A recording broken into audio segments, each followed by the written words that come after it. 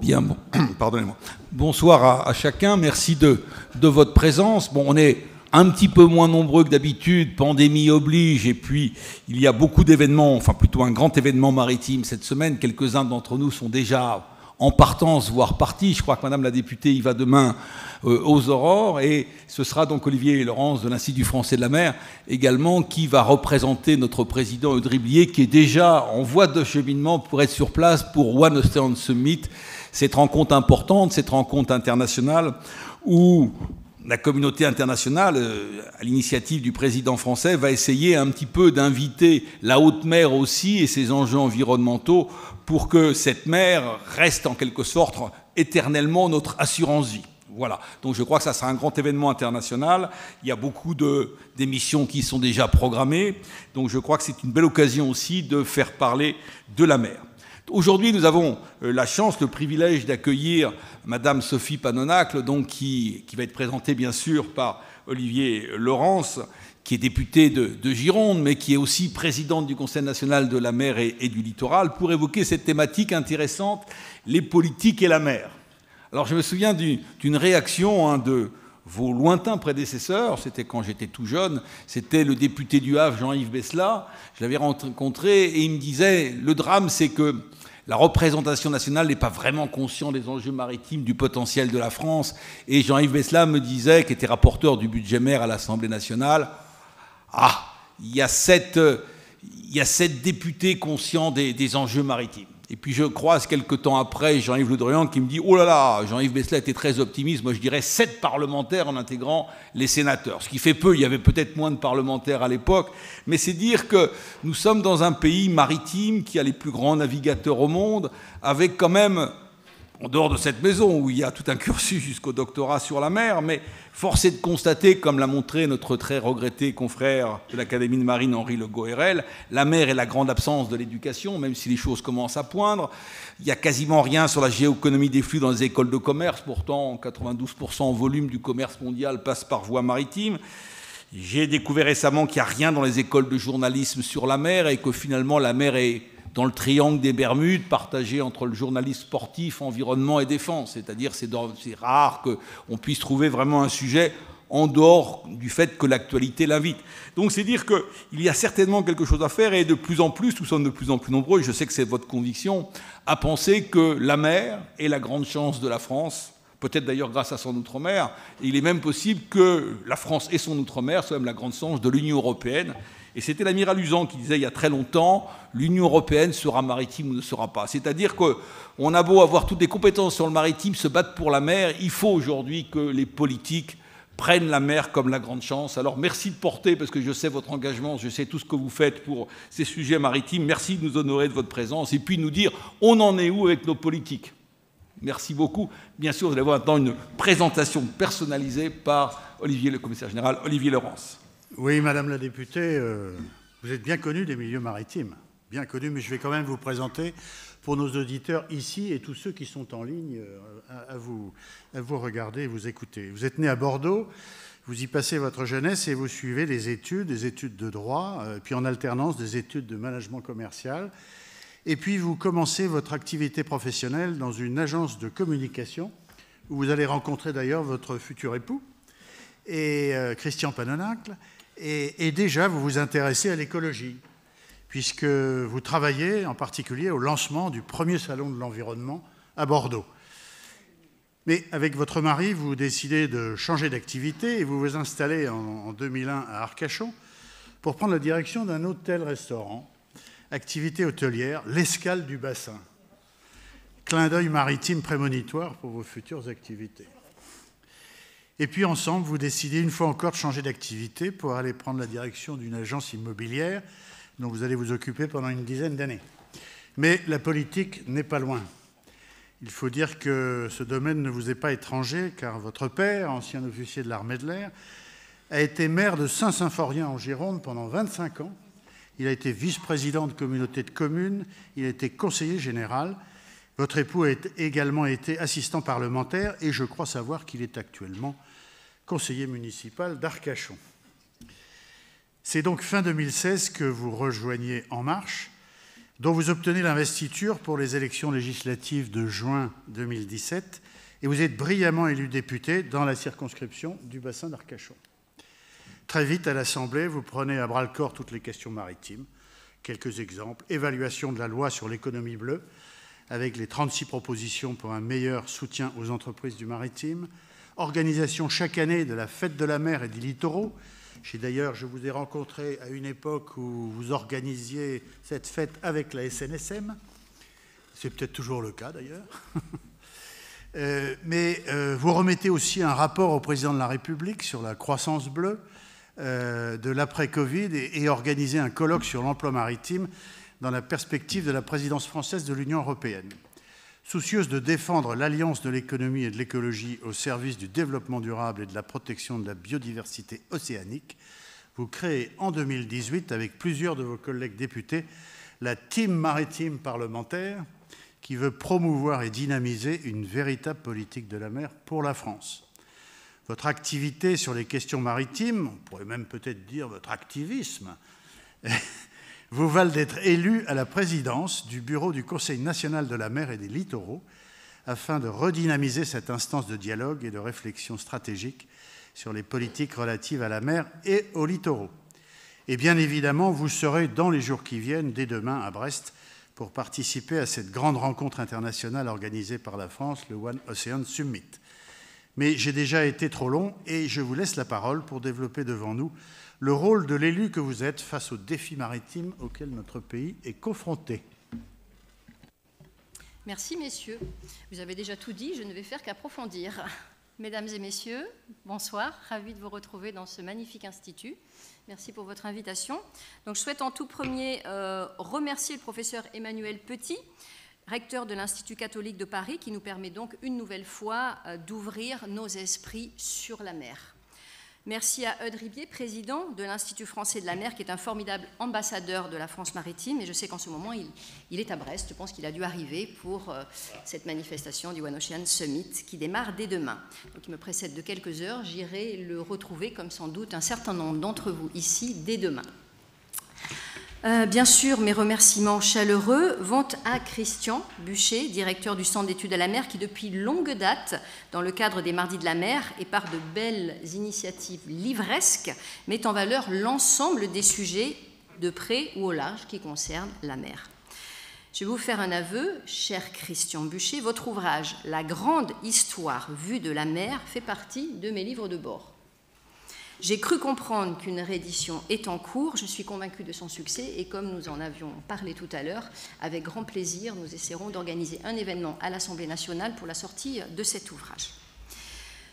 On ne peut être bien évidemment qu'admiratrice de vos connaissances, à vous deux, messieurs, et c'est un plaisir d'être accompagnée, entourée de la sorte ce soir.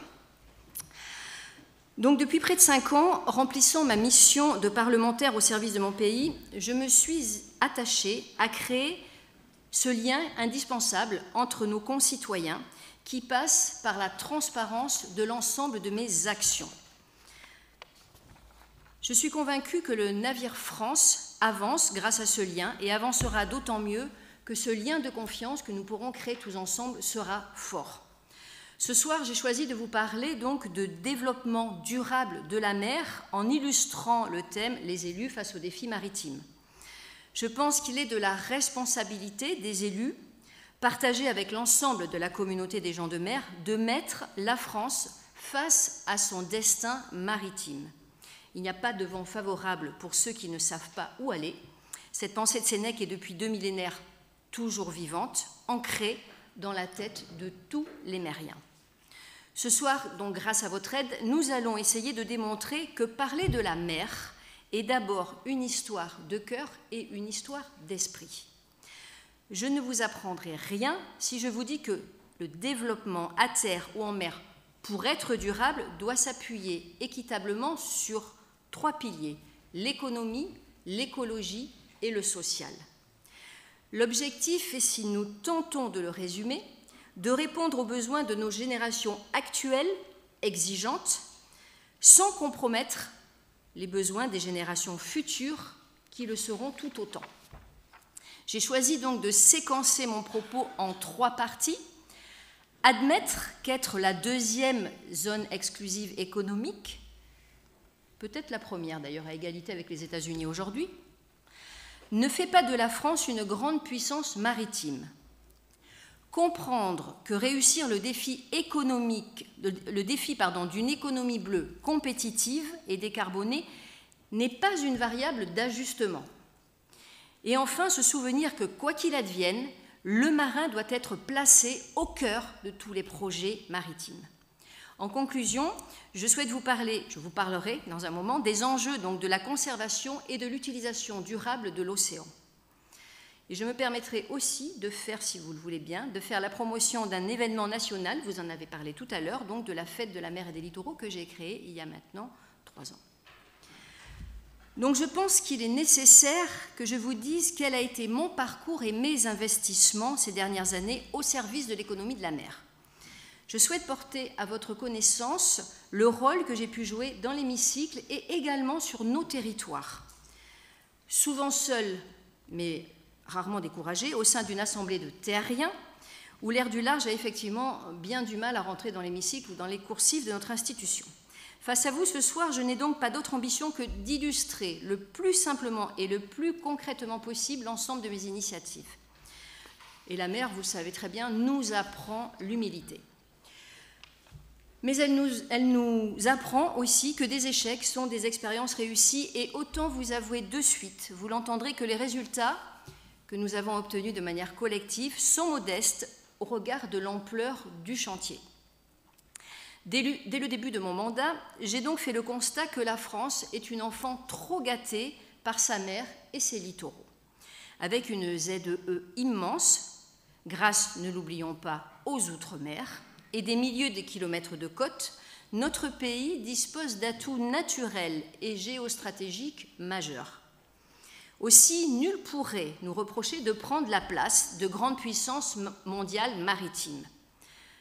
Et pourtant, nous en sommes loin. Sommes-nous en capacité de relever ce défi? Avons-nous les moyens de nos ambitions? Ce sont ces questions que j'ai eues très vite à l'esprit et que je continue encore aujourd'hui à me poser. En décembre 2017, en évaluant la loi sur l'économie bleue, j'ai pris conscience de la distance qui séparait la volonté de compétitivité des acteurs du maritime de l'effectif soutien des politiques publiques aux différentes filières. Pas moins de 36 propositions concluaient ce rapport que m'avait confié donc à l'époque la Commission Développement durable et Aménagement du territoire. Cette commission était alors présidée par Barbara Pompili, aujourd'hui ministre de la Transition écologique.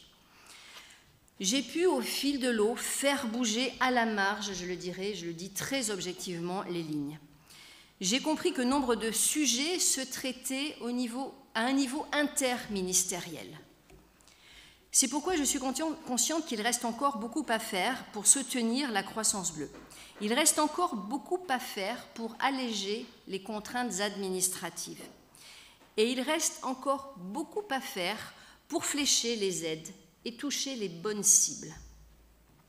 Je suis convaincue que la prochaine législature devra offrir un tome 2 à la loi économie bleue. Et si j'ai la chance d'être réélue, je m'y emploierai dès le début. Les politiques publiques maritimes ont un défaut majeur, elles manquent de visibilité.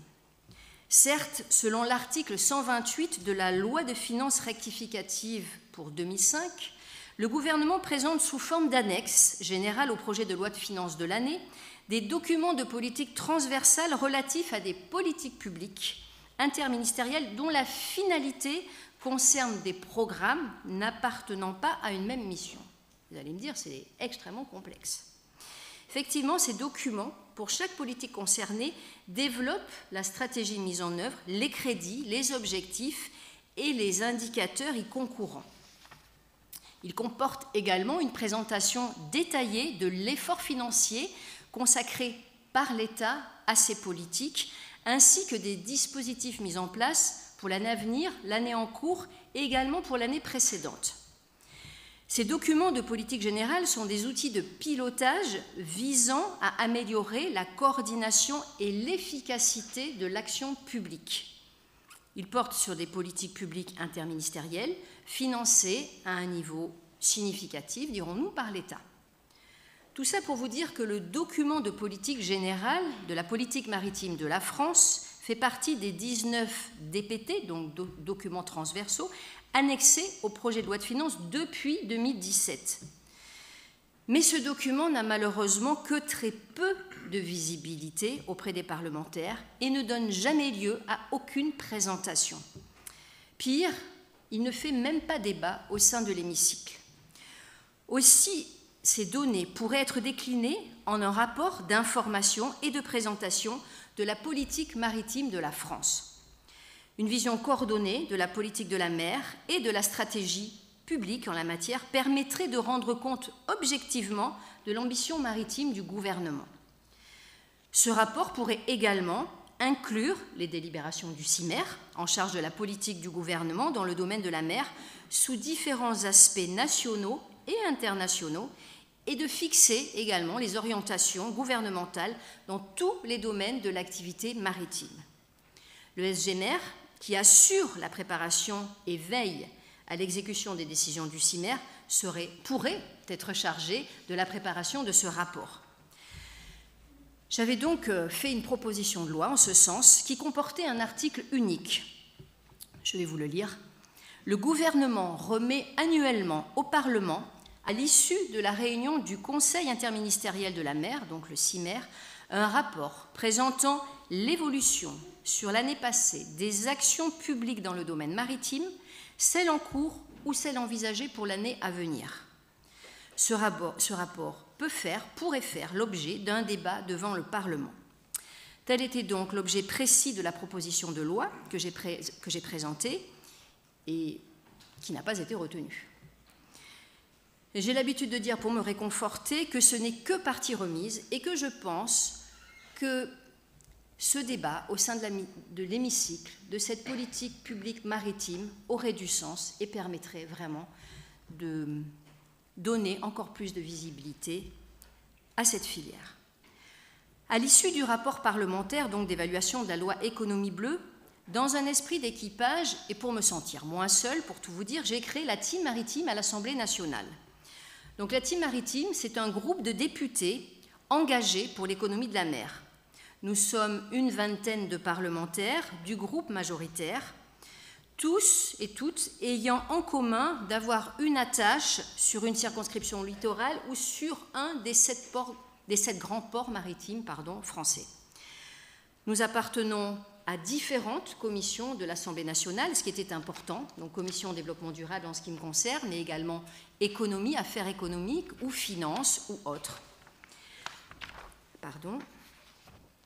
À l'origine, donc, nous étions répartis en plusieurs petits groupes de travail. Les ports, leur transformation et leur modèle économique, la transition écologique et la transition numérique dans les transports et dans les ports, la pêche et l'aquaculture, la recherche océanographique et l'innovation maritime, l'attractivité des métiers de la mer, nous en reparlerons tout à l'heure, et la filière nautique française. Je me souviens alors, quand il était Premier ministre, avoir présenté à Édouard Philippe ces groupes en les qualifiant, parce qu'il fallait qu'on soit musclé pour convaincre nos autres collègues de travailler sur ce sujet. Je les avais appelés les commandos marines, les commandos maritimes. J'ai bien senti un peu d'inquiétude dans le regard de notre Premier ministre sur la forme. Mais toutefois, il a apprécié le fond, donc nous avons continué et nous avons gardé le terme de Team Maritime qui était, à son avis, plus pertinent. Donc en 2019, les premiers travaux législatifs de la Team Maritime ont porté sur deux chantiers, le paquet maritime dans le cadre de la loi d'orientation des mobilités et les aspects fiscaux maritimes dans le cadre du projet de loi de finances. Ce groupe de travail a accompagné des projets allant dans le sens d'une valorisation de l'innovation, de la compétitivité et de la souveraineté de notre modèle économique. Notre souhait a été la promotion à tous les niveaux de l'économie de la mer et de l'ensemble de ses acteurs. Donc elle s'est illustrée concrètement par l'organisation des mercredis de la Team, des lieux de rencontre, des lieux d'échange au sein de l'Assemblée nationale, de tous les acteurs publics et privés qui le souhaitaient. Je n'ai pas compté le nombre de mercredis de la team depuis 2018, mais ils ont été très nombreux. Elle s'est également illustrée par un tour de France du maritime, afin de sortir de l'enceinte de l'Assemblée nationale et d'aller au contact des mériens de nos territoires. Elle a, nul ne le conteste, un réel poids sur les négociations et les arbitrages avec les ministères. Entre nous, celui des comptes publics a pu apparaître comme le plus, étanche au soutien du secteur maritime, même si nous évoluons. Là aussi, en résumé, je dirais qu'il revient à la team maritime un rôle de vigie et parfois d'assurer une mission de sauvetage. Pour l'avoir constaté lors du premier confinement dû à la pandémie, les gens de mer, toutes filières confondues, ont beaucoup appris de cette période inédite. Face à leur désarroi, j'ai donc souhaité engager durant plusieurs mois une grande consultation nationale. Elle a abouti à un rapport intitulé « Happy Blue Days », rapport que j'ai remis au Président de la République, au Premier ministre et à la ministre de la Mer. Il a été le marqueur d'un changement dans l'appréhension de la croissance bleue. Ce document fait toujours date et référence dans la communauté maritime de l'après-Covid, et je m'en réjouis. Il a également inspiré les mesures du Fontenoy du maritime, mesures présentées par Annick Girardin, ministre de la Mer, lors des dernières assises de l'économie de la mer à Nice en septembre dernier. La présence du président de la République à cette occasion a une nouvelle fois affirmé sa détermination et ses espoirs dans la mobilisation de l'ensemble des filières maritimes. Sa formule, le 21e siècle sera maritime, que vous connaissez très bien, cher Christian, reste toujours présent dans les esprits. Pour compléter ce rapport, Happy Blue Days, j'ai souhaité à nouveau rassembler largement les gens de mer lors d'un colloque national sur l'emploi maritime le 8 octobre 2020. Les conclusions de ce colloque ont permis d'enrichir les propositions sociales de la France dans le cadre de la présidence de l'Union européenne. Je pense que le but a été atteint et sans doute que des propositions seront reprises cette semaine à La Rochelle, demain d'ailleurs, à La Rochelle, par notre ministre de la Mer. J'ai apprécié la participation active lors de ce colloque des différents syndicats à l'ensemble des ateliers. Elle a été particulièrement constructive, c'est à souligner. Leur demande principale, qui porte sur l'harmonisation des politiques sociales et l'arrêt du dumping social au sein des membres de l'Union européenne, est bien évidemment légitime. J'ai eu l'occasion d'en faire part au président de la République, qui préside, comme vous le savez, depuis le 1er janvier et pour 6 mois, l'Union européenne. Mes actions en tant que députée de la mer m'ont valu, vous l'avez rappelé tout à l'heure, l'élection à la présidence du bureau du Conseil national de la mer et des littoraux. Cette nouvelle mission, bien évidemment, m'honore. Elle m'a été confiée par le Premier ministre aux côtés des 52 membres du Conseil national de la mer et des littoraux. La commande est très claire: redynamiser cette instance de dialogue et de réflexion stratégique pour les politiques relatives à la mer et aux littoraux. Nous nous y employons. Il faut là aussi, je vous l'avoue, une sacrée dose de conviction. Mais la conviction ne suffisant pas, il nous faudra très rapidement des moyens. J'en ai alerté la ministre de la Mer.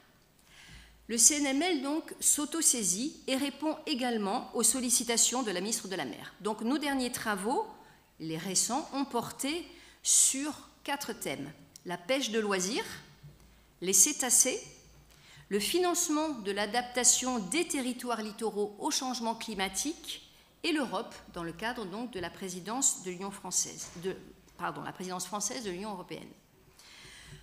Le CNML est donc amené à donner des avis, notamment sur les documents stratégiques de façade, sur la stratégie nationale mer et littoral, sur la stratégie nationale pour la biodiversité. Sur ces sujets, j'ai eu à plusieurs reprises l'opportunité de faire partager à Annick Girardin un sentiment forgé au fil de mes rencontres et de mes échanges sur les territoires. Loin de moi l'idée de sous-estimer les documents stratégiques de planification Ils sont aujourd'hui absolument indispensables pour construire une vision sur un temps long avec une dimension globale. Mais nous ne devons pas ignorer le temps court et les problèmes locaux. Et je peux vous assurer que les attentes sur nos territoires aujourd'hui sont extrêmement fortes. Et de même, je pense qu'une stratégie ne devrait pas en chasser une autre sans se laisser le temps d'aller au bout de l'expérimentation et de l'évaluation. Notre pays souffre peut-être d'un déséquilibre entre réflexion et action. En tout cas, je le pense. Pardon. J'ai, en cours de mon mandat, à la demande de son président Olivier Servat, accepté de rejoindre la délégation aux Outre-mer. Pour 1000 bonnes raisons. Nos territoires ultramarins sont au cœur des enjeux maritimes.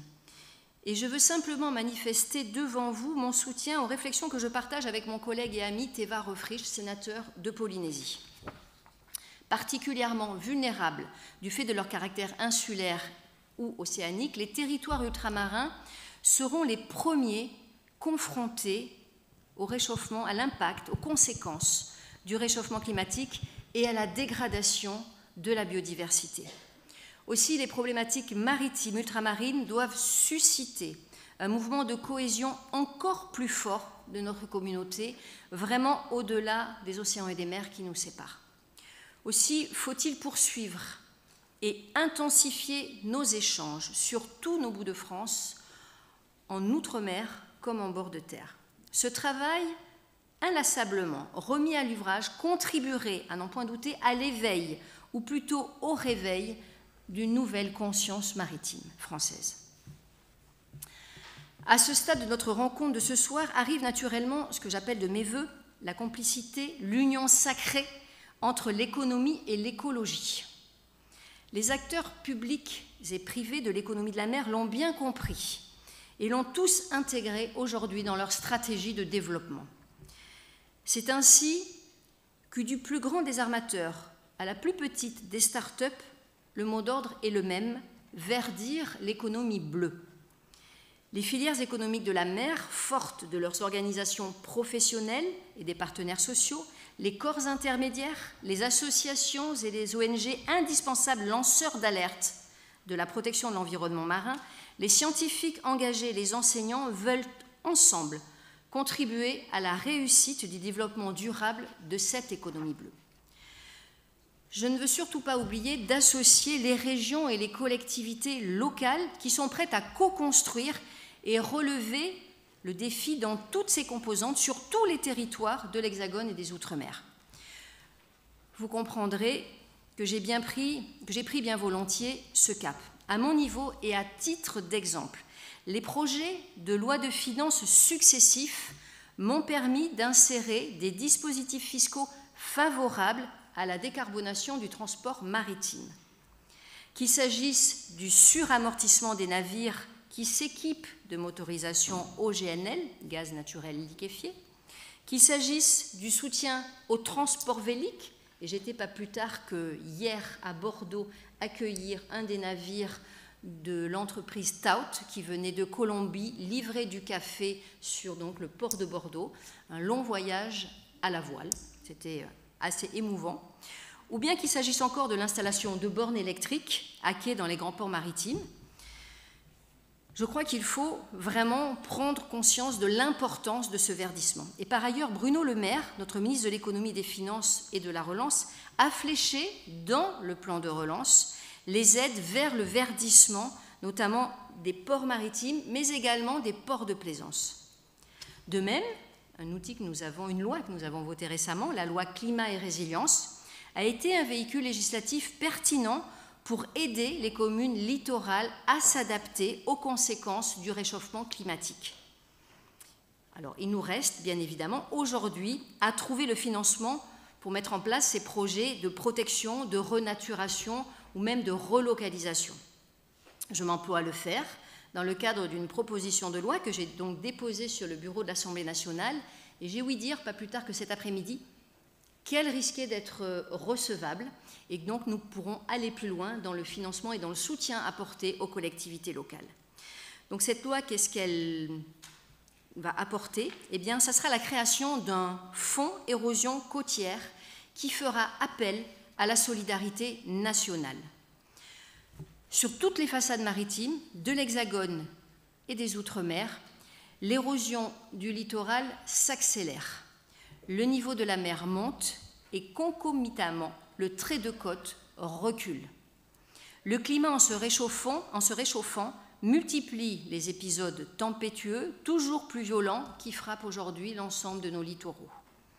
Récemment, l'actualité a fait état de situations alarmantes sur les côtes sableuses, dans les Landes ou en Gironde, et sur les côtes rocheuses, au Pays Basque ou en Seine-Maritime.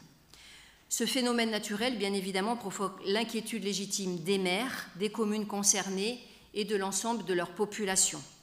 Les dernières prévisions du CEREMA, en charge du suivi de l'indicateur national de l'érosion côtière, annonce que plus de 50 000 habitations sont potentiellement menacées à l'échéance de 2100, pour une valeur immobilière estimée à environ 8 milliards d'euros.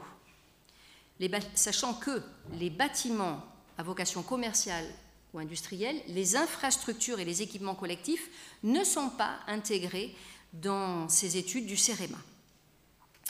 Plusieurs initiatives législatives ont échoué avant que la loi donc, du 22 août 2021 portant lutte contre le dérèglement climatique et le renforcement de la résilience face à ses effets crée des outils donc, visant à adapter ces territoires littoraux au recul du trait de côte. En effet, les articles 236 à 251 du chapitre 5 du titre 5 de la loi précitée vont permettre d'adapter ces territoires au dérèglement climatique. De plus, conformément à l'article 248, le gouvernement est autorisé à prendre par voie d'ordonnance toute mesure complétant utilement divers dispositifs de maîtrise foncière, définissant notamment les modalités d'évaluation des biens exposés, également les modalités de calcul des indemnités d'expropriation. Aujourd'hui, donc, l'établissement de la liste des communes repérées par les services de l'État pour cartographier leur littoral a créé, au sein des territoires, un véritable climat de défiance. La raison est identifiée, l'absence de visibilité sur le financement des projets de protection et d'adaptation de ces communes. En effet, elles nous font savoir aujourd'hui qu'elles ne disposent pas de moyens suffisants pour financer leurs projets. En effet, les dispositifs qui sont mis à leur disposition ne pourront pas s'appliquer sans un financement pérenne faisant, je le redis, appel à la solidarité nationale. Donc c'est pourquoi ma proposition de loi vise à créer ce fonds qui permettra, je l'espère, de financer ces dispositifs d'aménagement. N'oublions pas aujourd'hui ce lien extrêmement fort entre la mer et les littoraux, le trait de côte qui est vraiment la frontière fragile entre l'océan, entre la terre et la mer, et que nous devons absolument prendre en compte, puisque, vous le savez, aujourd'hui quand même extrêmement urbanisé. Je souhaite revenir sur le colloque de l'emploi maritime dont je vous ai parlé tout à l'heure. Nous avons beaucoup appris sur la volonté de la résilience de la communauté maritime, qui a été meurtrie, comme d'autres, pendant cette pandémie. Le Covid l'a effectivement vraiment mis à l'épreuve. Les mériens ont souffert et ont souffert dans leur chair. Le transport maritime, les activités portuaires, la construction navale, le nautisme, la plaisance, la pêche, l'aquaculture, les énergies marines renouvelables ont été soumis à la violence, en tout cas, de cette tempête sanitaire, dirons-nous. Nous avons réappris que les ports et le transport par la mer étaient des acteurs majeurs et stratégiques pour notre pays. De son côté, le transport de passagers et les croisiéristes savent désormais qu'ils doivent s'intégrer dans de nouveaux modèles plus vertueux.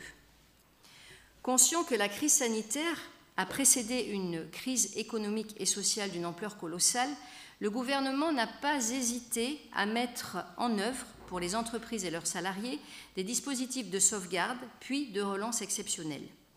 Et en tant que parlementaire, je n'ai pas hésité à les voter. Il n'y a pas eu d'autre choix. et je pense qu'il n'y a pas eu de meilleur choix. Le colloque national donc, sur l'emploi maritime a été un signal fort de la mobilisation de la communauté des gens de mer. Il a permis de rappeler que l'économie de la mer représente une centaine de métiers différents et près de 400 000 emplois. Il a permis de fixer l'objectif d'une création massive d'emplois grâce à la transformation des filières et des métiers vers un modèle économique durable. Nous savons que cette ambition passe en priorité par la résolution des défis posés par le recrutement et par la formation initiale continue des femmes et des hommes. Les métiers de la mer, traditionnels et nouveaux, dans chaque filière, portent vraiment aujourd'hui l'espoir et la responsabilité de bâtir une économie maritime compétitive et décarbonée. Également une économie souveraine, je dirais, et solidaire. Ce colloque national donc, sur l'emploi maritime a été la formidable occasion de faire progresser le dialogue social et de valoriser l'écosystème social. Il a été aussi une formidable occasion d'être à l'écoute de nos territoires, de l'Hexagone et des Outre-mer, et de découvrir de nouveaux métiers qui s'inscrivent dans une démarche éco-responsable. Il a montré, ce qui n'est pas rien, que les femmes ont toute leur place dans les métiers de la mer. Il n'est pas possible qu'elles continuent de rester à quai, et je parle pour les jeunes filles qui sont ce soir dans cet hémicycle. En qualité de secrétaire à la délégation aux droits des femmes, je soutiens, autant et aussi souvent qu'il m'est permis de le donner, la conquête des océans par les femmes. Nous avons toutes et tous en tête cette image d'Épinal de la femme attendant le retour de son mari sur le quai. Cette image fait partie de notre récit national, certes, loin de moi l'idée de l'effacer de notre collectif. Elle est le reflet de notre société à une époque donnée. Mais heureusement, les temps changent et abolissent peu à peu ces stéréotypes. Aussi, j'œuvre en tant que parlementaire pour que nous ouvrions ensemble une autre voie, celle de l'égalité, celle des métiers ouverts à toutes, celle de l'ambition des femmes. Qu'elles soient navigatrices, océanographes, ostréicultrices ou capitaines de frégate, elles sont exemplaires. C'est pourquoi je suis fière devant vous ce soir de porter ce message adressé d'abord aux jeunes filles de notre pays. Soyez volontaires et partez à la conquête des océans. Pour que le XXIe siècle soit maritime, nous le voyons bien, nous avons besoin de toutes les forces vives. C'est pour cela que ces forces doivent être mobilisées pour permettre aux jeunes femmes et aux jeunes hommes qui sont à la recherche de leur projet professionnel de regarder vraiment du côté de la mer. Donc je souhaite rapidement revenir sur la première mission du député, à savoir examiner, amender et, le cas échéant, voter la loi. Vous le savez, l'examen du projet de loi de finances chaque année occupe une part importante du travail de parlementaire de septembre jusqu'à fin décembre. Les aspects financiers, tant en recettes qu'en dépenses, conditionnent les politiques publiques encadrées par une multitude de programmes intégrés eux-mêmes dans chaque budget ministériel. Pour avoir été rapporteur pour avis du programme 205 Affaires maritimes, je peux vous assurer que les marges de manœuvre sont extrêmement limitées. Aussi, le parlementaire, à la fin de cet exercice, est un peu frustré, voire parfois découragé. Il lui reste pour affirmer sa volonté le recours à ce qu'on appelle l'amendement. Une quantité incroyable d'amendements sont déposés, passés par le filtre de la recevabilité et de l'examen en commission, la plus redoutée étant celle des finances.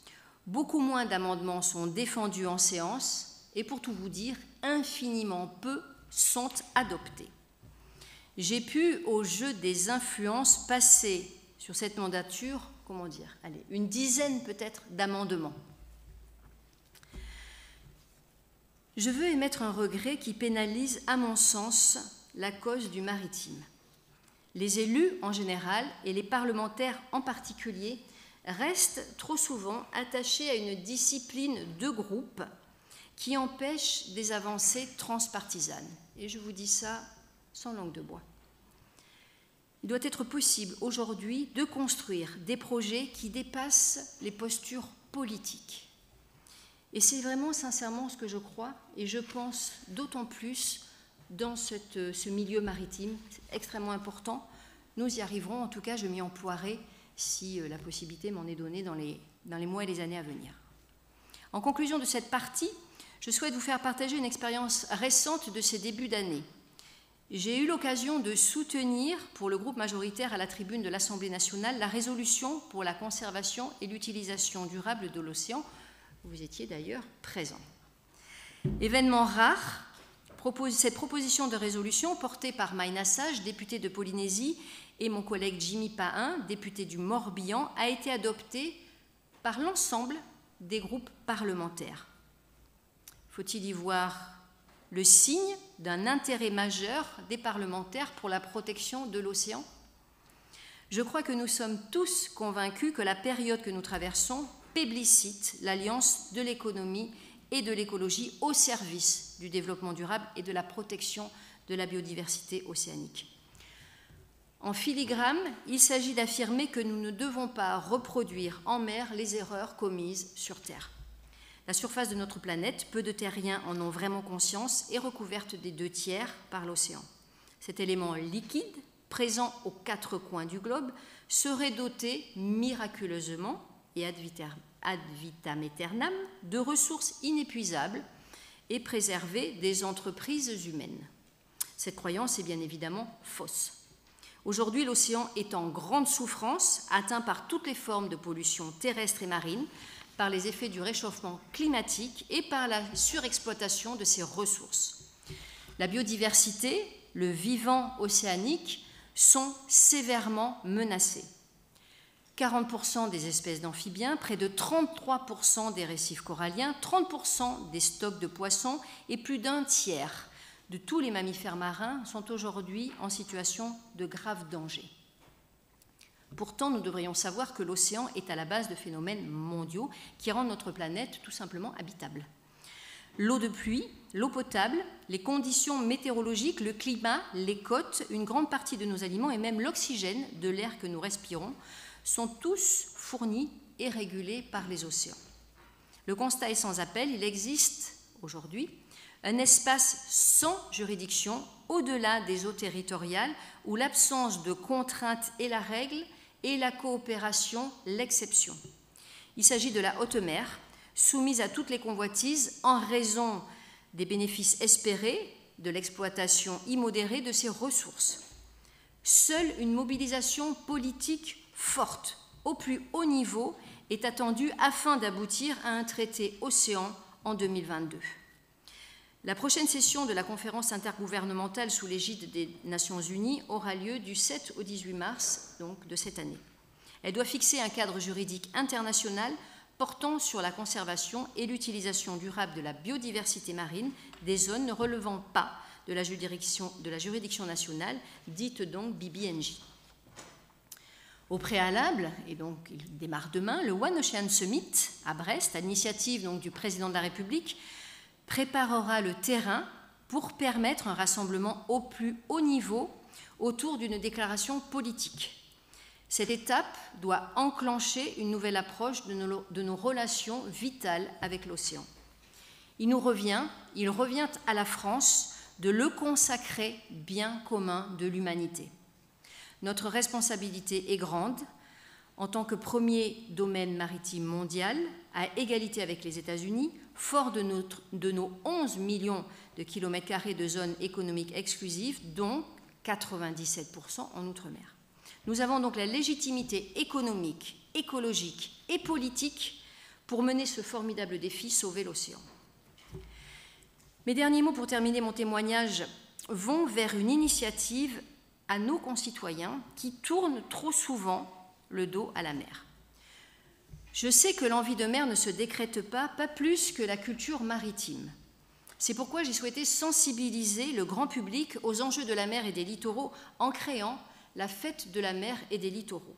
Chaque année, depuis 2018, j'invite pendant 4 jours, début juillet, les Françaises et les Français de l'Hexagone et des Outre-mer à participer à des événements pédagogiques, à des événements culturels et sportifs dans le cadre de cette fête. Cette année, elle aura donc lieu du 7 au 10 janvier. 1001 événements vous seront proposés. La fête de la mer et des littoraux est placée sous le haut patronage de Richard Ferrand, président de l'Assemblée nationale, depuis sa création. Elle s'appuie sur un comité de pilotage composé du ministère de la Mer, du ministère de l'Éducation nationale, de la Jeunesse et des Sports, du ministère de la Transition écologique, du ministère des Outre-mer et du secrétariat général de la mer, et je n'oublie pas bien évidemment de la Marine nationale. J'ai souhaité que les élus locaux soient également pleinement associés à cette manifestation. C'est pourquoi nous y retrouvons l'Association nationale des élus des territoires touristiques, l'Association nationale des élus du littoral, l'Association des maires de France et des présidents d'intercommunalités, l'Assemblée des départements de France et l'Association des régions de France. Le cluster maritime français également, la SNSM, Monsieur le Président, l'UMIH, le Comité national de la conchyliculture et les fédérations sportives, nationales sportives sont également présents. Les événements sont en fait conçus pour sensibiliser le public aux enjeux de la mer et des littoraux. Et les thèmes sont regroupés en 3 parties: découvrir, partager et protéger. Il est notamment question de biodiversité marine, de sport nautique, de plages propres, des métiers de l'économie bleue et toujours, bien évidemment, du sauvetage en mer. Nous avons des partenariats médias avec France Bleu et avec France 3, renouvelés chaque année, ce qui est important pour populariser, si je puis me permettre cette expression, tout cet espace littoral et maritime. Je vais faire une petite parenthèse et je souhaite vous faire partager un hommage à un homme a priori ordinaire et pourtant tellement exemplaire. L'homme qui voulait, à 75 ans, devenir le doyen de la traversée de l'Atlantique à la rame. Jean-Jacques Savin, natif de la commune d'Arès sur le bassin d'Arcachon, a été porté disparu en mer le 22 janvier 2022. Après avoir, en 2019, passé plus de 4 mois dans un tonneau, il avait rallié les Antilles, poussé par les vents et les courants. Cette fois, le défi était de traverser l'Atlantique à la rame, à bord de l'Audacieux, un canot de quelques mètres de long. Dans son dernier message à sa fille, il écrivait « La forte houle et la force du vent me coûtent de l'énergie physique. Mais rassurez-vous, je ne suis pas en danger, je ne baisse absolument pas les bras. » Sommes-nous en capacité aujourd'hui de comprendre cette incroyable attraction de la mer sur l'homme au péril de sa vie? Et c'est pour cela que je vous parle de cette anecdote. Nous devons simplement accepter que la mer sera toujours plus forte que nous, et donc à nous adapter. J'arrive au terme de mes propos. Je ne veux pas être plus longue pour laisser du temps à vos remarques, à vos propositions, puisque, je le disais tout à l'heure, une prochaine législature s'annonce, et je veux profiter ce soir de votre présence pour vraiment entendre vos remarques, vos propositions pour la suite, si c'est avec moi, ou en tout cas avec d'autres, puisque la suite maritime, elle existe. Vraiment enrichir cette réflexion collective et transmettre cela à mes prochains collègues parlementaires. Je n'aurai sans doute pas réponse à toutes vos questions, mais je ferai le mieux. L'essentiel est que nous partagions la même route, en pensant que c'est la mer que nous aurons à inventer. Notre sécurité, notre alimentation, nos recherches, mais aussi les équilibres de notre planète. Posons-nous la question, cher Christian, posons-nous votre question. Et si nous nous tournions enfin vers la mer qui contient la quasi-totalité des solutions pour un avenir désirable? Permettez-moi de rajouter que le plus tôt sera le mieux. Nous sommes tous ici portés par des vents favorables, alors prenons ensemble le bon cap et je vous remercie très sincèrement de votre attention.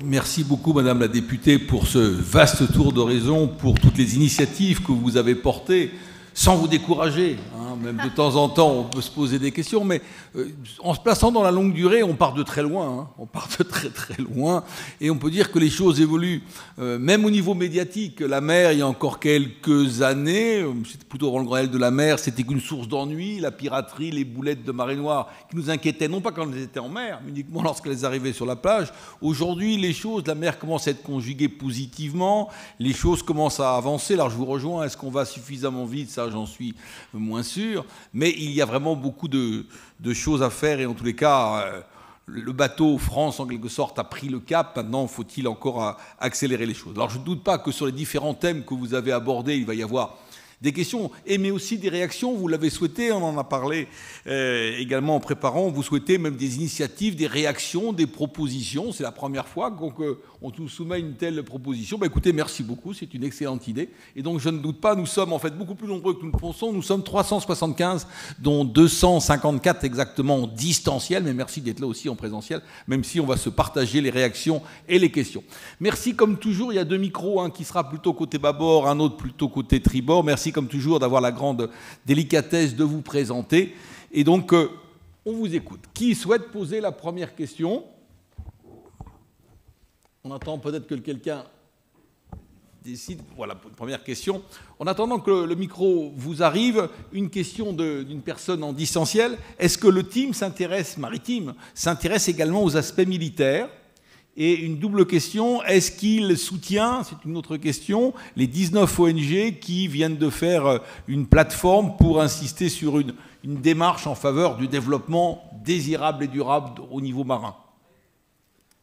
Alors, concernant la partie militaire, non. Beaucoup moins.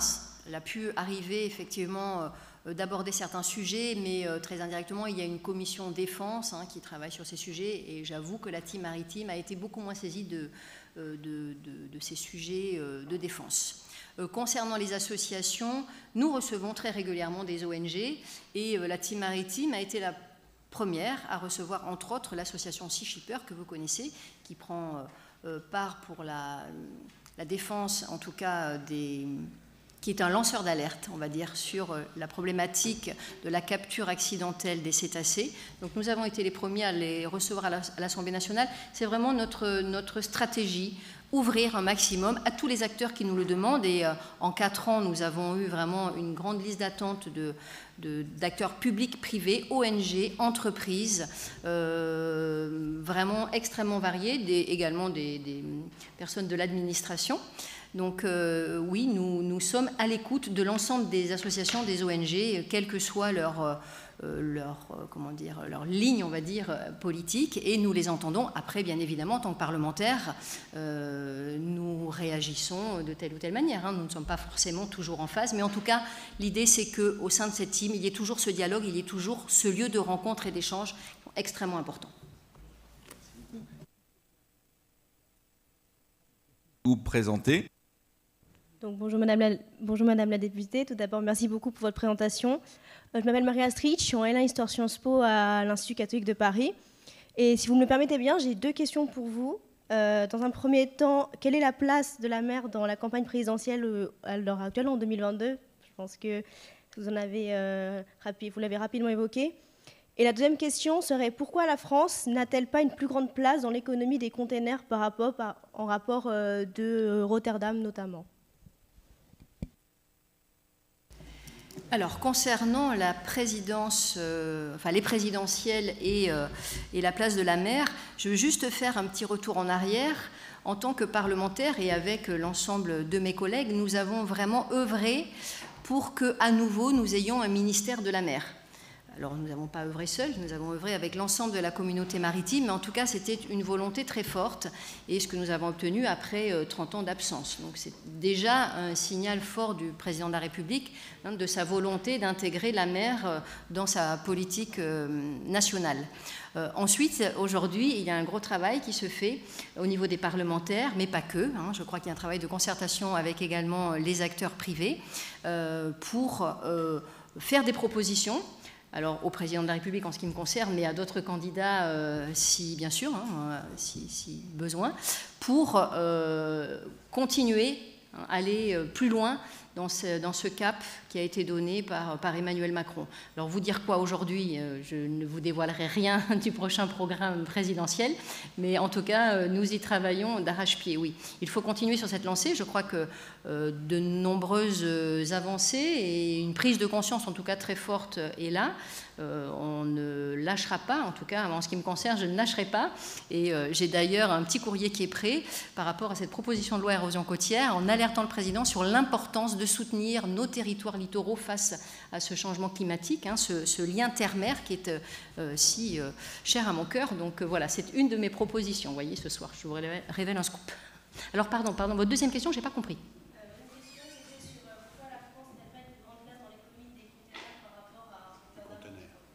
L'économie des conteneurs. C'est la question des ports, c'est ça là? Pourquoi nos conteneurs n'arrivent pas à Marseille ou au Havre, beaucoup plus qu'à Rotterdam? Alors, on a une politique portuaire qui est en plein développement, c'est une évidence. On a du retard, mais on a un soutien fort et le plan de relance a apporté ce soutien, entre autres, de développement économique des ports. Je vous parlais tout à l'heure du verdissement des ports. C'est verdissement de tous les ports, c'est important, donc on va vers ça. Voilà, vous dire que cette politique volontaire de redynamisation des ports est là. Il y a de nombreux projets, on peut parler du projet, alors vous me parlez des conteneurs, mais il y a le projet hydrogène aujourd'hui et de nombreux ports ont en tête le développement de cette nouvelle énergie. Entre autres, je peux citer le port de Bordeaux, hein, qui est très en avant sur un projet qui s'appelle H2O. Donc une politique volontaire de développement aujourd'hui des grands ports maritimes. Et nous avons eu quand même la création d'Aropa. On aura justement Stéphane Raison, le directeur général d'Aropa, qui vient à notre prochain mardi de la mer dans une quinzaine de jours. Il vous en parlera très bien.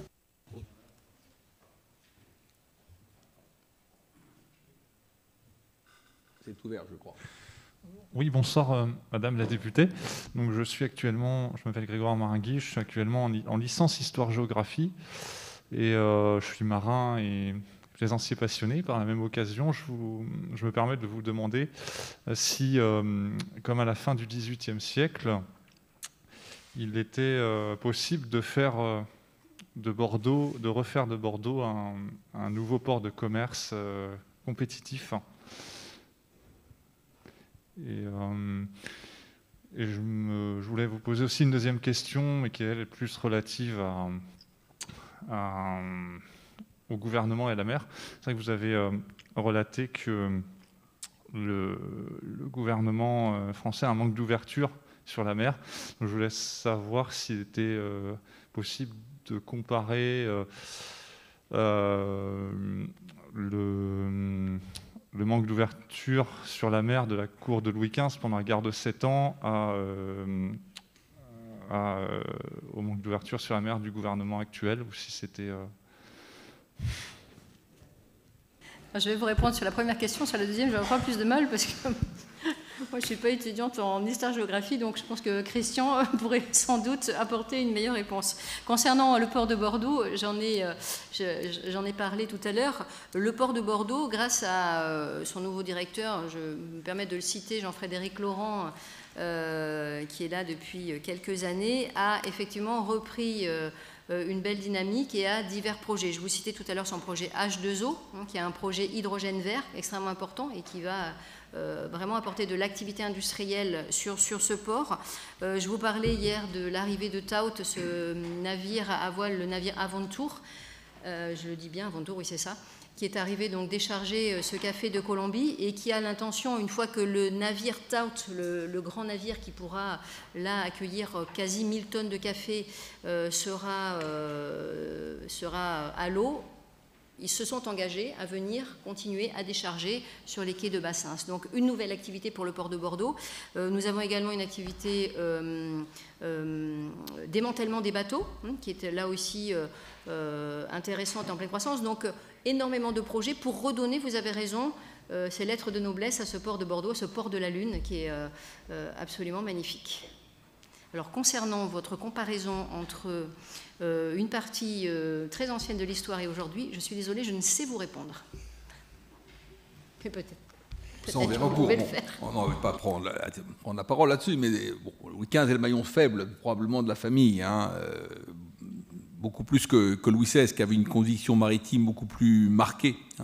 Le drame de Louis XV, et toutes les défaites en découlent, c'est qu'il a accepté un ratio au niveau de la marine militaire d'un seul navire de guerre français, voire deux à certaines occasions, contre 3 face à la marine britannique. Donc la France avait beau relever sa marine de commerce, c'était très tentant pour les Britanniques de les déclarer une guerre parce que c'était gagné d'avance. Donc on voit la nécessité d'avoir plusieurs marines, 5 aujourd'hui, mais certainement on ne peut pas avoir de marine de guerre sans marine de commerce. Et l'exemple d'une marine de guerre exclusive sans marine de commerce, c'est l'Union soviétique qui nous l'a procuré. Il faut un équilibre entre les différentes marines, c'est évident. Et ça, la Chine l'a bien compris, malheureusement. Autre question ?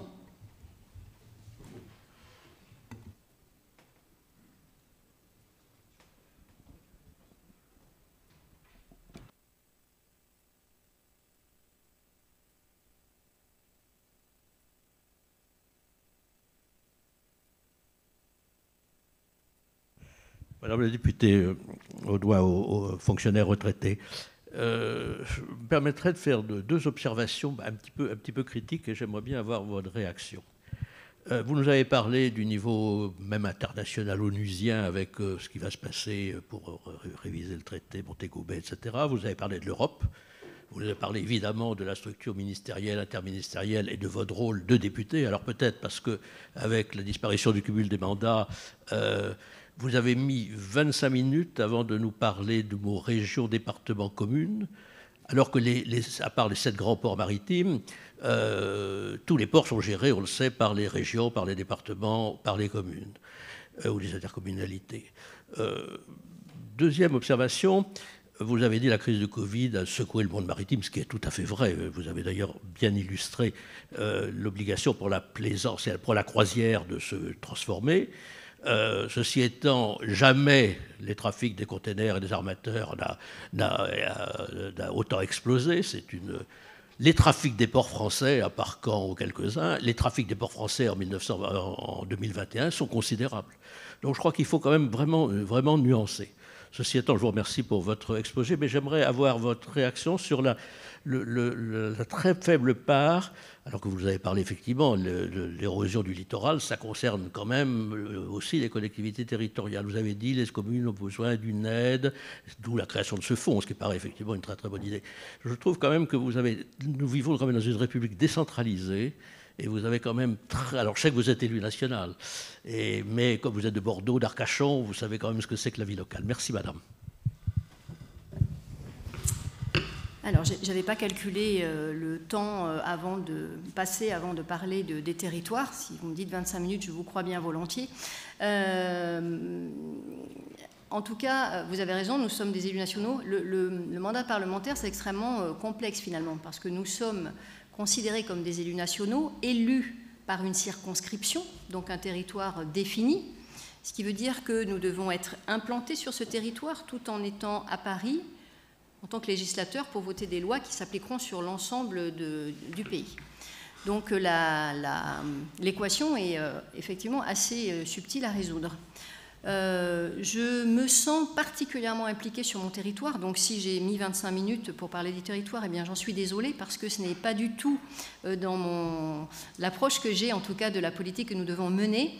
Et vous avez raison, il n'y a plus aujourd'hui de cumul des mandats, ce qui ne m'empêche absolument pas d'être proche de mon territoire, proche des problématiques qui touchent vraiment les communes, les intercommunalités ou autres. Et en tant que, à la fois, je suis membre du comité stratégique de façade Sud-Atlantique, donc ça nous permet vraiment là d'aborder des sujets très territoriaux, extrêmement précis. Le CNML, même si c'est par rapport à une politique nationale, sont membres du CNML de nombreux conseillers régionaux, de maires, d'élus des départements. Donc ce lien, si vous voulez, et pour moi il est extrêmement important, il est vraiment quotidien.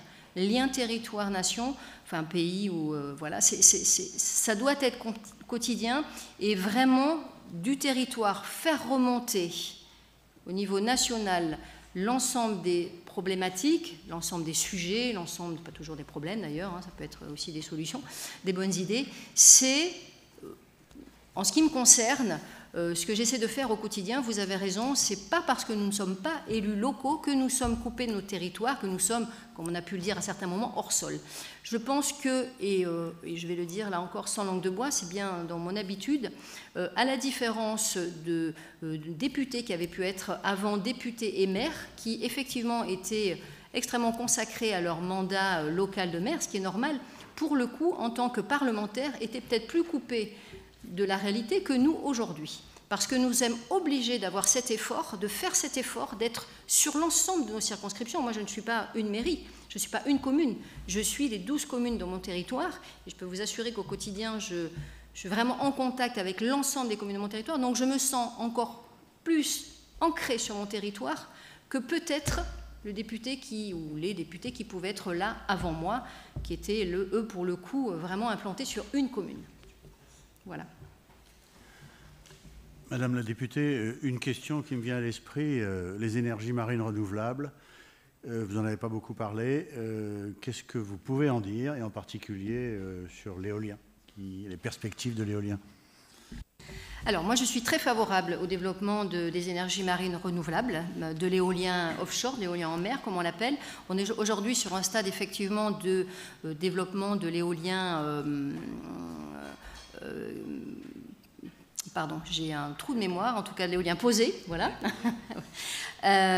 C'est une première phase, hein, puisque les prochaines générations, on va dire, d'éoliennes approchent. Je pense que même la France peut être précurseur, hein, sur la suite. Aujourd'hui, il faut gérer cette situation qui, tout le monde l'entend, tout le monde le lit dans la presse, hein, pose effectivement un problème de conflit, on va dire, d'usage.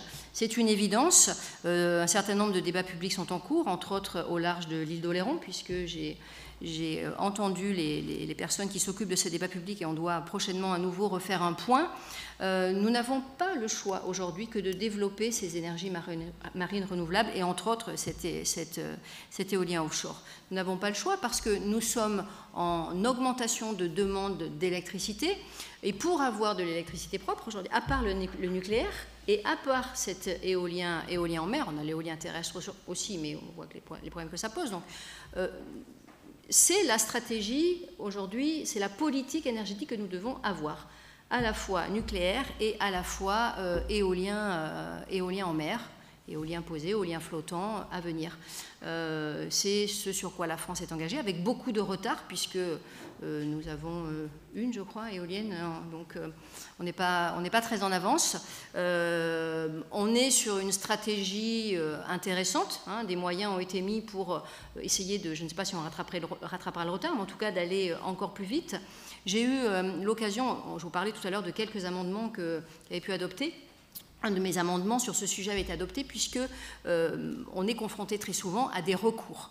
Alors les recours sont importants, hein, ce qui permet un équilibre, on va dire, sur tous les sujets, mais souvent par rapport à l'éolien, nous avons pu avoir quelques recours, abusifs. Donc pour éviter ça, je suis à l'origine d'un amendement qui fait qu'aujourd'hui, le seul recours possible par rapport à ça est au niveau du Conseil d'État. Nous avons supprimé les deux premiers recours. On peut espérer à l'avenir que cela permettra de raccourcir en tout cas le temps de sortie des projets. Mais au niveau, je parle pour moi, mais au niveau de la team maritime, nous sommes dans l'ensemble assez favorables en tout cas au développement de cette nouvelle énergie.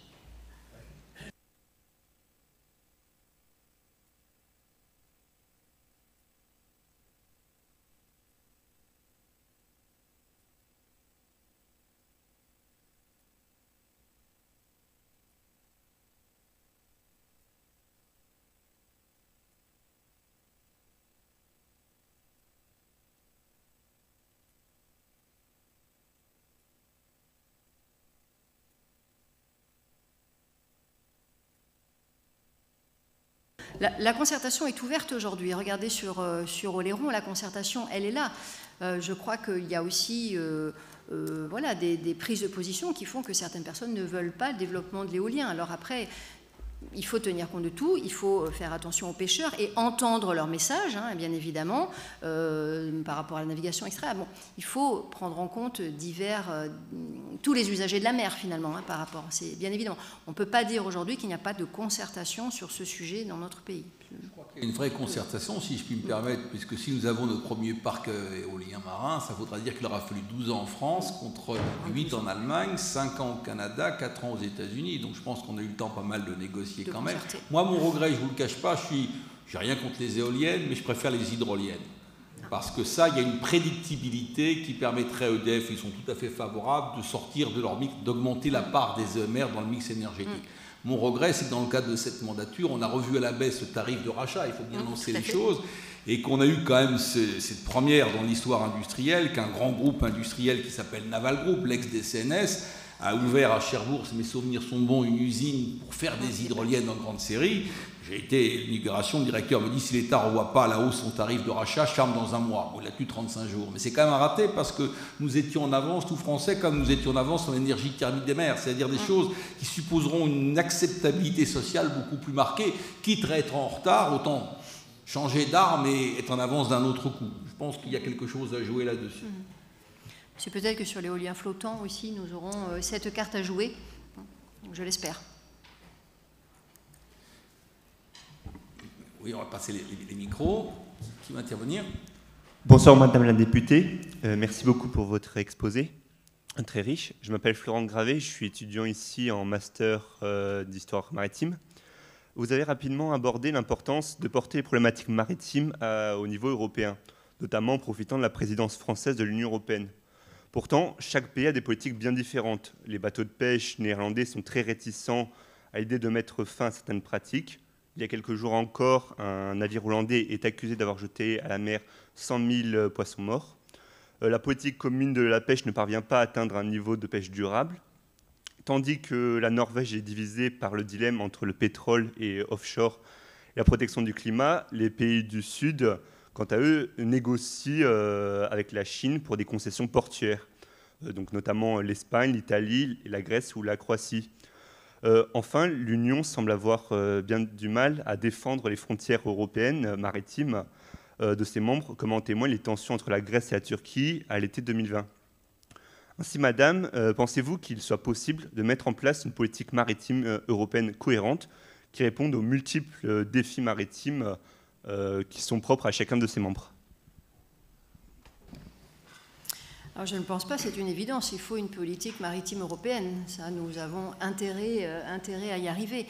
On va profiter de la présidence de l'Union française pour, bien évidemment, faire avancer ce sujet. Là aussi, j'espère que ce sera conclusif, mais j'ai confiance en président. Demain, la ministre met en place un colloque avec un certain nombre de ministres européens sur l'emploi.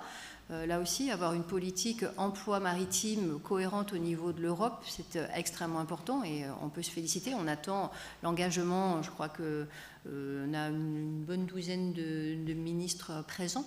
Donc, nous attendons les engagements qui seront pris demain sur ce colloque. Mais vous avez raison, cette politique commune doit arriver à s'organiser. C'est difficile pour la pêche. Annick Gérardin, là encore, au niveau national, part sur un plan pêche durable. Elle arrive vraiment à embarquer avec elle les marins. Elle était sur le bassin d'Arcachon, elle était chez moi il y a quelques jours. Et en mettant autour de la table les pêcheurs, on entend d'ailleurs des pêcheurs qu'ils veulent changer aussi l'image qu'ils peuvent donner. Et ils veulent eux-mêmes, ils ont conscience de l'importance de la protection de la ressource et ils veulent eux-mêmes se saisir de ce sujet pour modifier leur façon de pêcher, en tout cas vraiment. Donc, à partir du moment où on arrive à embarquer les acteurs mêmes, avec bien évidemment les ministres, là entre autres, je pense que de manière communautaire, au niveau de l'Europe, on devrait avoir des résultats. Mais cette politique maritime européenne, oui, à mon sens, elle est extrêmement importante. Après y arriver, ce n'est pas de ma compétence, mais on essaiera d'y travailler.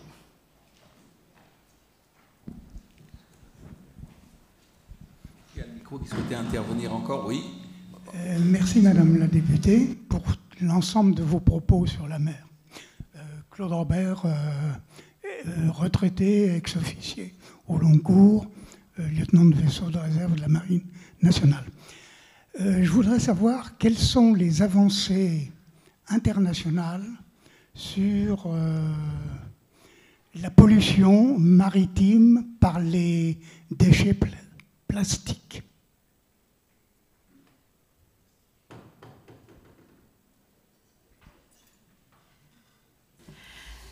C'est un vaste sujet et c'est un vaste problème. Nous avons aujourd'hui de nombreuses associations qui nous alertent au quotidien sur cette pollution plastique. Au niveau national, nous avons pris un certain nombre de mesures pour éviter, alors je vais vous citer la fin du plastique jetable, l'utilisation du plastique jetable. C'est insuffisant et on nous dit le plastique, ce n'est pas... alors, je reprends sur les associations qui nous alertent, qui organisent des grands ramassages plastiques sur les plages, tout ça... et j'y participe, donc c'est important, mais on est dans le cadre de la sensibilisation. Aujourd'hui, la pollution plastique, c'est une réalité. La seule solution, et il faut que ce soit au niveau international, parce que ce n'est pas que nous, petits pays, qui allons régler ce problème, même s'il est extrêmement important qu'on prenne toutes les mesures indispensables, mais il faut qu'on limite au maximum la production de plastique. Le plastique est en mer, eh bien, hélas, il y est, et on peut essayer de dépolluer. Il y a aujourd'hui de belles initiatives de navigateurs pour essayer d'en ramasser un maximum. Mais c'est en amont qu'il faut stopper au maximum vraiment cette pollution plastique. Et c'est au niveau international, bien évidemment. Après. Oui, allez. Bonjour, je m'appelle Clotilde, je suis au lycée à l'Institut Sainte-Geneviève. En 1951, André Cornu lance une grande souscription nationale pour protéger un château de Versailles délabré. Et cela recommence lors de l'incendie à Notre-Dame. Peut-on imaginer une nouvelle souscription nationale pour médiatiser, pour protéger les littoraux de l'érosion, voire leur patrimonialisation ? Alors ça, c'est une bonne idée. J'avoue que quand j'ai déposé ma proposition de loi, je n'y avais pas pensé. Je ne suis pas sûre que j'aurais pu faire peut-être une proposition de résolution en proposant une souscription nationale pour les littoraux. Mais en tout cas, je ne sais pas, je vais essayer d'aller au bout, en tout cas, du fonds que je propose, fonds érosion côtière. Pour vous expliquer rapidement, d'ailleurs, c'est 0,01% qui peuvent être rajoutés à ce qu'on appelle les droits de mutation. Vous achetez un bien 100 000 €, eh bien, ça vous coûtera 10 € de plus, ce qui au total par an, sur l'ensemble de ventes immobilières dans notre pays, représenterait 35 millions d'euros. Donc on pourrait en plus l'ajuster chaque année, qui permettrait vraiment d'abonder ce fonds. Alors après une souscription, écoutez, je l'ai noté, ça fait partie en tout cas des propositions que j'entends ce soir, mais vous avez raison, quand en tout cas dans notre pays, quand on soulève comme ça une solidarité nationale sur tel ou tel sujet, ça fonctionne. Donc pourquoi pas, c'est pas une mauvaise idée en soi. Merci. Une question connexe sur ce thème qui vous tient à cœur de l'érosion. Moi, je suis assez préoccupé parce que bon, c'est très bien d'avoir des sous pour... c'est pour indemniser les Français ou c'est pour construire des ouvrages de défense? Que je suis inquiet par la politique qui est pratiquée ici ou là, et c'est particulièrement vrai d'ailleurs dans votre région, mais ce n'est pas de votre fait, en Nouvelle-Aquitaine. On est dans une philosophie, je dirais, la nature doit reprendre tous ses droits, c'est-à-dire qu'il faut laisser la nature passer. C'est quand même assez étonnant parce qu'on va voir quand même, ne serait-ce que même au niveau mondial, en 2025, on va voir 75% de la population mondiale sur une bande littorale de 75 km. Et le problème aujourd'hui, c'est qu'on n'a pas le droit, sur le domaine public maritime, quasiment de construire des ouvrages de défense. C'est-à-dire que c'est un véritable débat. C'est-à-dire qu'aujourd'hui, on peut se protéger, mais il y a une vision, je dirais, particulière de la nature qui fait qu'on préconise le fait de reculer. Ce qui a permis à des politiques de gagner du temps. Mais par exemple, pour prendre une ville que vous connaissez bien, Lacanau au nord de Bordeaux, on s'aperçoit que reculer coûte plus cher que construire des ouvrages de défense. Donc pourquoi pas construire des ouvrages de défense alors qu'on sait qu'ils sont parfaitement opérants ?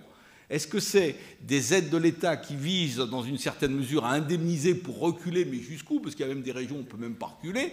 Ou est-ce qu'il s'agit de financer des ouvrages de défense qui peuvent être opérants?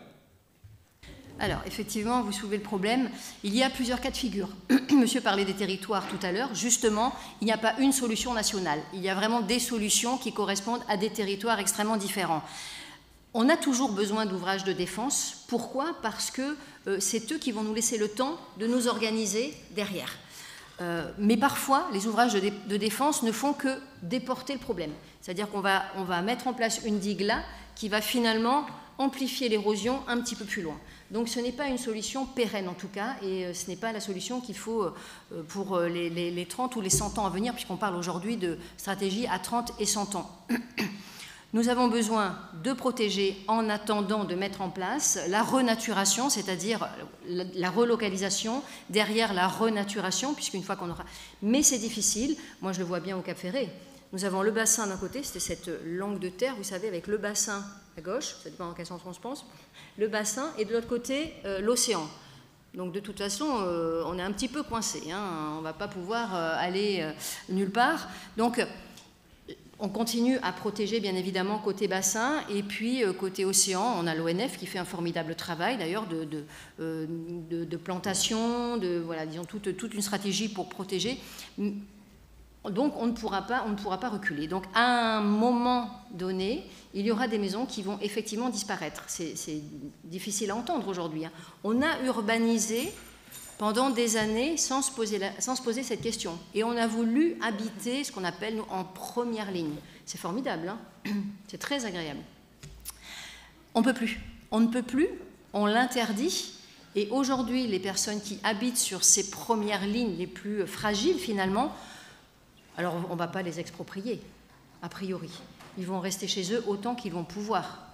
Mais à un moment donné, ils ne pourront plus rester chez eux. Qu'est-ce qu'il va falloir faire? Il va falloir démolir. Oui, là, il va falloir qu'ils partent avec un système d'indemnisation. Mais ce fonds, en tout cas, ne va pas servir, je le précise, hein, il n'est pas là, la PPL que j'ai déposée, ce n'est pas là pour indemniser des particuliers.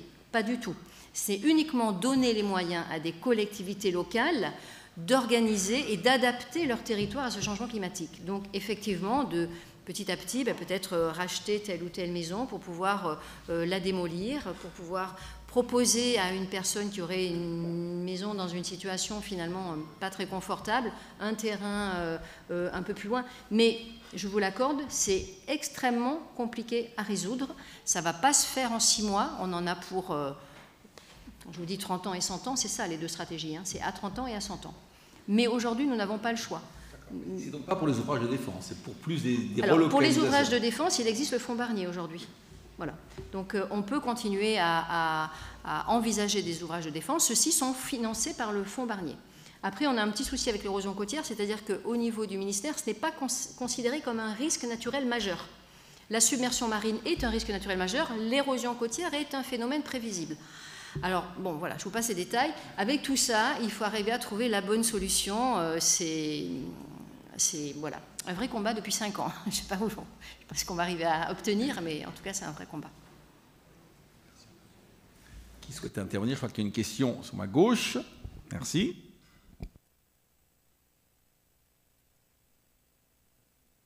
C'est bon. Bonsoir, Madame la députée. Alors moi, je m'appelle Gabriel Lalardi, je suis en licence d'histoire-géographie. Et ma question a été posée par Monsieur Buchet, donc je vais me rebattre sur une autre question, et qui, celle-là, concerne plutôt la prévention et la communication. Est-ce que vous ne pensez pas qu'il serait aussi important, notamment dans les programmes scolaires, ou ne serait-ce qu'en faisant des petits clips vidéo comme France Relance, je sais pas, on pourrait faire Maritime France ou quelque chose qui sonne bien, justement essayer de plus sensibiliser les Français à la mer, qui justement est une question quand même assez importante, est un enjeu important pour la nation aujourd'hui, donc... Et ça pourrait aussi notamment mobiliser vos collègues de la représentation nationale à cet enjeu-là avec toute cette communication. Très important les programmes scolaires, sensibilisation à la mer dans les programmes scolaires. Nous avons un ministre de l'Éducation nationale qui est relativement sensible à ce sujet. Je connais très bien un inspecteur général qui s'appelle Tristan Lecoq, qui est monsieur maire de l'Assemblée nationale et qui apporte en tout cas au programme Histoire-Géographie un maximum de maritime. On a là aussi encore beaucoup de travail, mais voilà, vous avez raison, il faut davantage informer les jeunes gens dans les lycées à cette économie maritime, simplement une sensibilisation à la mer et aux océans. Dans le cadre du colloque maritime, pour vous citer 2 petits exemples, je vous en parlais tout à l'heure, il y a des propositions qui ont été faites par l'ensemble des acteurs présents, dont une, créer un onglet spécial formation maritime sur Parcoursup. Ça n'existe pas, et pourquoi pas? Ça permettrait effectivement aux jeunes de découvrir mieux les différentes filières maritimes qui vous sont offertes, parce qu'en fait, au lycée, on ne vous propose pas de manière très spontanée, en tout cas, ces métiers du maritime qui sont variés et pour la plupart inconnus. Également, au niveau de l'ENSEM, de l'École nationale supérieure de la marine marchande, il s'agit aujourd'hui de féminiser davantage. Donc, il va y avoir une politique de féminisation là aussi, faire venir des filles sur ces formations, c'est extrêmement important. Et voilà. Donc pour vous donner 2 petits exemples. Mais il y a vraiment une stratégie de faire entrer la mer dans les programmes scolaires de plus en plus aujourd'hui, même si on a encore du chemin à faire. Peut-être une dernière question. Donner un micro. Allez, puis une dernière question après pour vous. Voilà, 2 questions, on essaie des réponses courtes. Donc l'amiral Oudot Dainville, ancien chef d'état-major de la marine. Donc je me présente. Bonjour Madame le ministre et Madame la députée. Non, ma question c'est sur l'économie de la mer. Les pays occidentaux ont une économie qui est tributaire à 4% de la mer. Les pays asiatiques ont une économie qui est tributaire à 9% de la mer. Donc le différentiel est important. Du côté des Occidentaux, l'écologie est assez répressive, alors qu'elle est très permissive de l'autre côté. Alors, est-ce qu'il ne faut pas trouver un compromis entre les deux, qu'on pourrait baptiser, je vous laisse la primeur, l'écolomie, et qui permettrait donc de trouver un compromis? Et je veux simplement l'illustrer par un exemple. 22 000 médicaments sont tirés des ressources génétiques marines. Et la France, malheureusement, est très en retard là-dessus. Alors, comment s'étonner que il n'y a pas à s'étonner que les grands laboratoires français soient absents de la lutte contre la pandémie, parce qu'une partie de ces médicaments viennent de la mer. Vous avez été venu, vous avez posé la question, vous avez donné la réponse. Effectivement, non, mais vous avez raison, c'est arrivé, c'est ce que j'ai dit tout à l'heure, c'est à trouver cet équilibre entre une économie maritime compétitive et décarbonée. Vraiment arriver à trouver l'équilibre entre l'écologie aujourd'hui, l'utilisation finalement de ressources marines, de ce que cette biodiversité peut nous apporter pour développer cette économie. On ne sait pas bien faire, on y travaille. On y travaille. Ça peut être en tout cas une proposition et un sujet que nous aborderons sans doute avec le président de la République ou que les chefs d'État entre eux aborderont vendredi à Brest, je le suppose. Merci pour votre remarque. Une dernière question, je crois. Un client qui était là. Alors, excusez-moi, vous êtes là. À vous. D'accord. Oui, bonjour. Je m'appelle Ulysse. Je suis étudiant en histoire Sciences Po. Et en fait, vous avez parlé tout à l'heure de la volonté de Bruno Le Maire de verdurer, entre autres, l'économie maritime. Et je voulais savoir si la France se présentait un peu comme, notamment en Europe, un acteur en avance dans ce domaine-là, ou parce que vous avez parlé aussi d'un retard à un moment donné, si on était en concurrence avec d'autres pays, et quels étaient ces pays, si on avait une réelle chance de pouvoir se présenter comme l'acteur le plus en avance dans ce domaine. On va finir sur une note très positive finalement. Au niveau des grands ports maritimes, on en parlait tout à l'heure, on n'est pas spécialement en avance. Mais par contre, si on prend vraiment le train, ou le bateau plutôt, le plus rapidement possible de ce verdissement de l'économie maritime, oui, on peut être en avance. Je crois qu'il ne faut pas se rater et aujourd'hui être précurseur dans le verdissement de notre économie bleue, ce qui peut nous donner vraiment de l'avance par rapport à d'autres pays. On doit aller plus vite et plus loin, mais on a une chance de retrouver une économie maritime forte, de cette manière, je pense. Enfin, en tout cas, j'y crois. Merci beaucoup. Je vais simplement, moi, vous rappeler notre prochaine rencontre, en vous remerciant à nouveau, Madame la députée. Je crois qu'on peut vous applaudir fortement pour ce soir et pour ce que vous faites.